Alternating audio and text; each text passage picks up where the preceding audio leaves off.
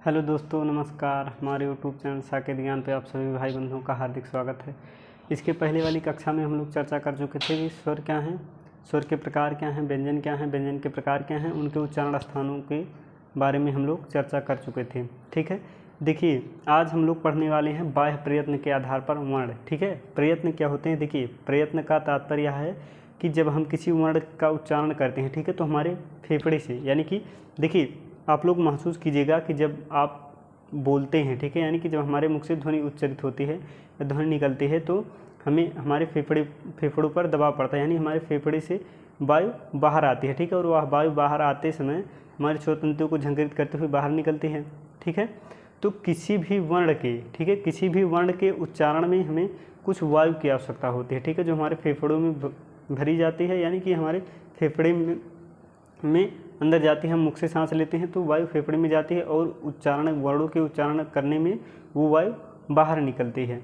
ठीक है, तो उस आधार पर यानी बाह्य प्रयत्न का देखिए, जब संस्कृत व्याकरण की बात करेंगे तो उसमें अभ्यंतर प्रयत्न और बाह्य प्रयत्न, वर्णों के उच्चारण करने की चेष्टा को, ठीक है, यानी कि जब हम वर्ण का उच्चारण करते हैं उसी की चेष्टा को, उसी के प्रयास को क्या कहा जाता है?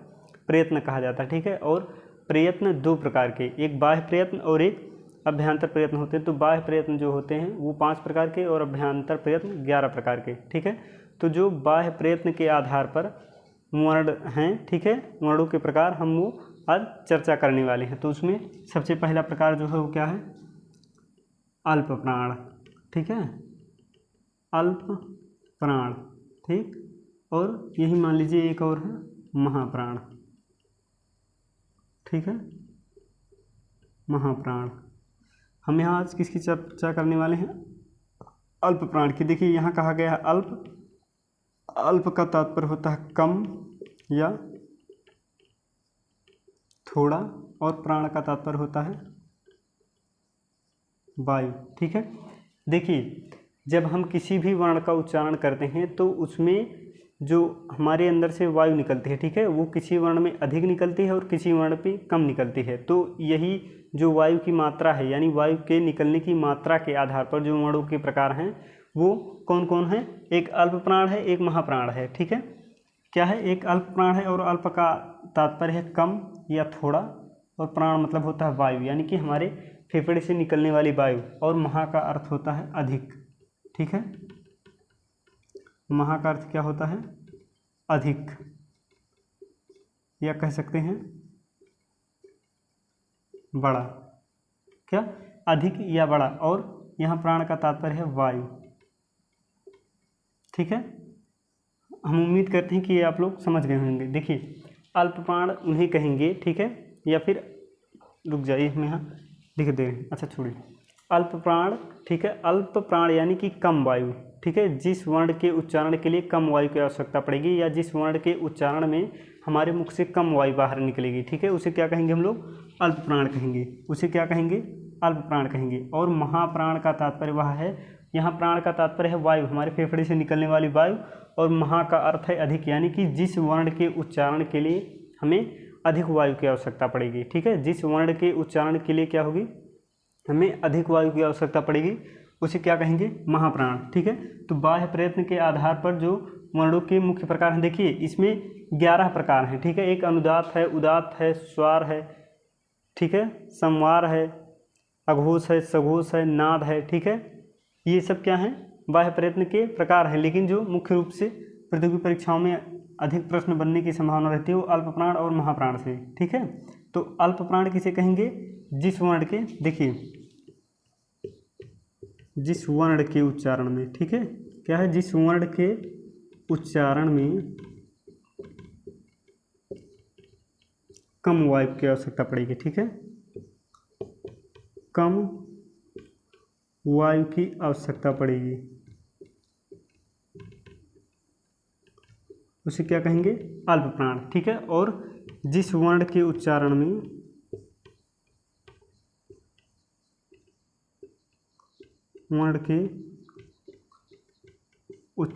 में अधिक वायु की आवश्यकता पड़ेगी। ठीक है, अधिक वायु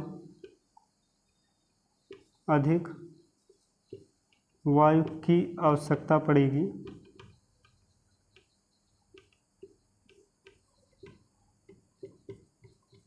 पड़ेगी उन्हें महाप्राण कहा जाता है। ठीक है, उन्हें महाप्राण कहा जाता है। ठीक है, तो अल्प प्राण किसे कहेंगे? जिन वर्णों के उच्चारण में हमारे फेफड़े से या फिर जिन वर्णों के उच्चारण में कम वायु की आवश्यकता पड़ती है, कम वायु लगे, उन्हें अल्प प्राण कहेंगे। और जिन वर्णों के उच्चारण में अधिक वायु लगे उसे क्या कहेंगे? महाप्राण। ठीक है, उसे क्या कहेंगे? महाप्राण। जिन वर्णों के उच्चारण में कम वायु उसे अल्प प्राण, जिन वर्णों के उच्चारण में अधिक वायु की आवश्यकता पड़ेगी उसे महाप्राण कहेंगे। ठीक है, अब देखिए अल्प प्राण के अंतर्गत कौन कौन वर्ण आते हैं। ठीक है, पहला यहाँ लिखेंगे अल्प प्राण। ठीक है, तो यहाँ पर जितने भी स्वर हैं, ठीक है, जितने स्वर हैं सभी अल्प प्राण हैं। अल्प प्राण क्यों हैं? ठीक है, अल्प प्राण हैं। ठीक, अल्प प्राण होने का रीज़न यह है, अल्प प्राण होने का कारण यह है क्योंकि हम लोग इसकी परिभाषा पर जब गौर करेंगे, ठीक है, जिन वर्णों का उच्चारण हम लोग स्वतंत्र रूप से कर सकते हैं उन्हें क्या कहते हैं? स्वर कहते हैं। ठीक है, और स्वतंत्र रूप का तात्पर्य यहाँ यह है कि जिन वर्णों के उच्चारण में कम वायु, ठीक है, क्योंकि स्वर की जब हम लोग स्वर का उच्चारण करते हैं तो वहाँ पर कम वायु की आवश्यकता पड़ती है। ठीक है, क्या होती है? कम वायु की आवश्यकता पड़ती है, यानी कि जितने भी स्वर हैं वो सभी क्या होंगे? अल्प प्राण होंगे। और वर्ग के, ठीक है, वर्ग के पहले वर्ग का कर लीजिए। ठीक है, वर्ग का पहला, तीसरा और पांचवा वर्ण, पांचवा वर्ण ये क्या होगा? अल्प प्राण। यहाँ क्या कहा गया है? वर्ग का पहला, तीसरा और पांचवा। ठीक है, वर्ग का यानी कि जब कहा जाएगा का वर्ग। ठीक, तो का वर्ग के अंतर्गत कौन कौन वर्ण आएंगे? का, खा, गा, घा, अंगा। ठीक है, यानी कि पहला वर्ण ये हो गया, तीसरा ये हो गया और पांचवा 1 2 3 4 5। ठीक, 1 2 3 4 और 5। ठीक, यानी कि वर्ग का पहला, ठीक है, वर्ग का पहला, तीसरा और पांचवा वर्ण क्या हो जाएगा? अल्प प्राण हो जाएगा। अब देखिए अल्प प्राण और कहाँ हो सकते हैं? ठीक है, हिंदी वर्णमाला में अल्प प्राण और कहाँ हो सकते हैं? आप लोग पहले, ठीक है, यानी कि इसके पहले वाली कक्षा में हम जब बता रहे थे तो वहाँ पर बताए थे अर्धस्वर। ठीक है, अर्ध स्वर, ठीक है, या फिर अंतस्थ व्यंजन। अंतस्थ व्यंजन इनमें क्या होता है? स्वरों के गुण पाए जाते हैं। ठीक है, यानी कि ये स्वर की तरह व्यवहार करते हैं, यानी कि इनके उच्चारण में कम वायु की आवश्यकता पड़ती है। तो अंतस्थ व्यंजन जो होंगे यानी कि या, रा, ला, वा, ठीक है, ये भी क्या होंगे? अल्प प्राण होंगे। ठीक है, ये क्या होंगे? अल्प प्राण, यानी कि या, रा, लावा ये सब क्या हैं? अल्प प्राण हैं। अब देखिए अल्प प्राण हम पहले बता दे रहे हैं एक बार, जितने भी स्वर हैं सभी क्या होंगे? अल्प प्राण। ठीक है, जितने भी स्वर हैं सब क्या हैं? अल्प प्राण हैं। वर्ग के पहले, तीसरे और पांचवें वर्ण। ठीक है, ये केवल का वर्ग की बात नहीं की जा रही, ये पांचों वर्ग जो हैं, ठीक है, यानी कि का वर्ग, चा वर्ग, टा वर्ग, ता वर्ग, पा वर्ग, यानी का से लेकर माँ तक के जितने भी स्पर्श व्यंजन हैं, स्पर्श व्यंजनों में पहला, तीसरा और पांचवा वर्ण क्या होगा? अल्प प्राण होगा। ठीक है, स्पर्श व्यंजन में, स्पर्श व्यंजन के पहला, तीसरा और पांचवा वर्ण, ठीक है, क्या होंगे? अल्प प्राण। और बाकी जो बचेंगे, देखिए जब हम लोग का वर्ग की बात कर रहे हैं यहाँ पर पहला, तीसरा और पांचवा वर्ण क्या हो गया? अल्प प्राण हो गया। तो जो दो शेष बचेंगे यानी 2 और 4, यानी कि खा और घा, ठीक है, ये क्या है?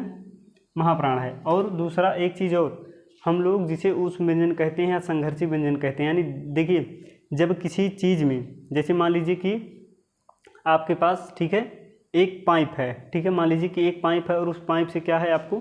पानी, ठीक है, पानी, या मान लीजिए कि कोई तरल पदार्थ बाहर निकालना है एक छोर से दूसरे छोर तक, यानी एक किनारे से दूसरे किनारे तक क्या करना है? एक तरल पदार्थ आपको एक पाइप के माध्यम से बाहर करना है। ठीक है, एक पाइप के माध्यम से। ठीक, और मान लीजिए कि जब हम एक छोर पर पानी डालेंगे या फिर कोई तरल पदार्थ, मान लीजिए कि तेल डाल रहे हैं, ठीक है, यदि उस पाइप से, ठीक है, तेल आसानी से, यानी कि उस पाइप से यदि तेल आसानी से निकल जा रहा है, ठीक है, या तेल हो या कोई द्रव हो आसानी से निकल जा रहा है, तो वहाँ पर क्या होगी? कम बल की आवश्यकता पड़ेगी। ठीक है, या फिर मान लीजिए कि कोई ऐसी वस्तु है जो क्या है हम आसानी से धकेल सकते हैं, उसके लिए क्या होगी, कम बल की आवश्यकता पड़ेगी।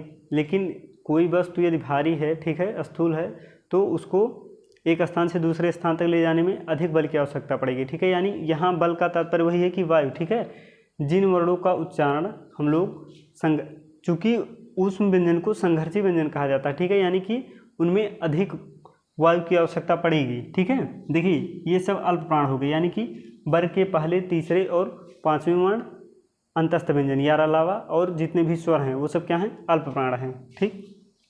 उसके बाद महाप्राण देख लीजिए एक बार। और अल्प प्राण के लिए आप लोग एक ट्रिक याद रखिएगा, ठीक है। जैसे देखिए सीधे ट्रिक इतनी रहेगी, देखिए आ पहला वर्ण है, ठीक है, अल्प प्राण, ठीक है। हिंदी वर्णमाला का पहला वर्ण क्या है, आ है, यानी कि जो आ है वो क्या रहेगा, अल्प प्राण, ठीक है। यानी कि गिनती का जो पहला गिनती है वो क्या रहेगा, अल्प प्राण, ठीक। और अल्प में कितने अक्षर लगे हैं, अल्प में, ठीक है, अल्प में कितने अक्षर लगे हैं, 3, यानी कि तीसरा, ठीक है। देखिए एक याद कर लीजिए 135, इसमें कितने वर्ण लगे हैं, 3 वर्ण। या फिर सीधे अल्प प्राण याद कर लीजिए 135 और महाप्राण, ठीक है, ये याद कर लीजिए 24। ये एक ट्रिक मान लीजिए, ठीक है। 135, देखिए जब गिनती शुरू करते हैं तो 1 से शुरू करते हैं और वर्णमाला शुरू करते हैं तो आ से करते हैं, यानी कि आ यानी कि 135, ठीक है, आ से 1 हो गया, ठीक है। आप अल्प प्राण के लिए सीधे क्या याद कीजिए कि 135, ठीक है, 135 यानी वर्ग का पहला, तीसरा और पांचवा वर्ण। उसके बाद अंतस्थ व्यंजन यार अलावा और जितने भी स्वर हैं वो सब क्या होंगे, अल्प प्राण होंगे। और महाप्राण के अंतर्गत 2, 4, 24, ठीक है, यानी कि वर्ग का दूसरा और चौथा वर्ण, वर्ग का दूसरा और चौथा वर्ण। उसके बाद ऊष्म व्यंजन, ऊष्म व्यंजन यानी कि सा, सा और हा, ये सब क्या होंगे, महाप्राण होंगे। तो अल्प प्राण के लिए आप लोग क्या याद करेंगे, 135, और महाप्राण के लिए क्या याद करेंगे, 2, 4, यानी कि 24 महाप्राण में, ठीक है। ऊष्म व्यंजन हो जाएगा और वर्ग का दूसरा और चौथा वर्ण, यानी कि खा और घा, ठीक है, का से लेकर माँ तक में दूसरा वर्ण और चौथा वर्ण महाप्राण में, ठीक है। और अल्प प्राण में सभी स्वर, जितने भी स्वर होंगे वो अल्प प्राण होंगे, ठीक है। आ यहाँ स्वर है, यानी कि जितने भी स्वर होंगे अल्प प्राण होंगे। और पहला, तीसरा और पांचवा वर्ण अल्प प्राण होगा। और उसके बाद या, रा, ला, वा, ये भी अल्प प्राण होंगे, ठीक है। उम्मीद करते हैं कि आप लोग को समझ में आ गया होगा, ठीक है। और अगर नहीं समझ में आ रहा तो इतना केवल कीजिए कि आप लोग ट्रिक के माध्यम से ये याद कर लीजिए कि अल्प प्राण 135 है, ठीक है। देखिए यहाँ अल्प प्राण बड़ा लिखा गया, आप लोगों को क्या करना है, 2 गिनती याद करना है, ठीक है, एक 135 और एक 24, ठीक है। तो देखिए अल्प प्राण क्या है, थोड़ा सा इससे बड़ा है महाप्राण से, ठीक है, क्या है, थोड़ा सा बड़ा है। तो जो बड़ा वाला होगा यानी 135 वो अल्प प्राण हो जाएगा और जो छोटा वाला होगा वो महाप्राण हो जाएगा, ठीक है। बड़ा वाला क्या होगा, अल्प प्राण। देखिए जैसे ऐसे लिखा गया है ना, अल्प प्राण और यहाँ महाप्राण, ठीक है। तो देखिए अल्प प्राण थोड़ा सा बड़ा है ना, यानी कि 135, ये बड़ा वाला क्या हो जाएगा, अल्प प्राण, और ये महाप्राण छोटा 24, 2, 4, यानी कि दूसरा और चौथा वर्ण। और ऊष्म व्यंजन, ठीक है, ये सब क्या होंगे, महाप्राण होंगे, सभी स्वर, ठीक है, सभी स्वर वर्ग के पहले, तीसरे और पांचवें वर्ण। उसके बाद अंतस्थ व्यंजन यार अलावा ये क्या होंगे, अल्प प्राण होंगे, ठीक है। इसके आगे वाली कक्षा में हम चर्चा करेंगे अघोष और सघोष के बारे में, ठीक है।